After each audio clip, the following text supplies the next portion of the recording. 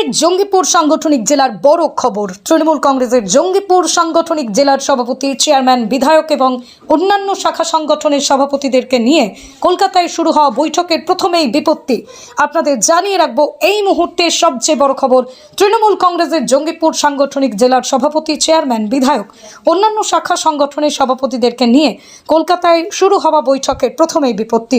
আজ কলকাতায় ক্যামাক স্ট্রিটে অভিষেক ব্যানার্জির অফিসে বৈঠকের জন্য ডাকা হয়েছে সাংগঠনিক জেলার সমস্ত বিধায়কদেরকে। অভিষেক ব্যানার্জির সঙ্গে বৈঠক শুরুর আগেই হঠাৎই অসুস্থ বোধ করতে শুরু করেন সাগরদিঘির বিধায়ক বাইরন বিশ্বাস। এরপরেই তাকে ক্যামাক স্ট্রিটে অভিষেক ব্যানার্জির অফিস থেকে গাড়িতে করে বেরিয়ে যেতে দেখা গিয়েছে, কিন্তু তার কী ধরনের শারীরিক অসুস্থতা রয়েছে, কোথায় তাকে নিয়ে যাওয়া হচ্ছে, তা এখনও বিস্তারিতভাবে জানা যায়নি।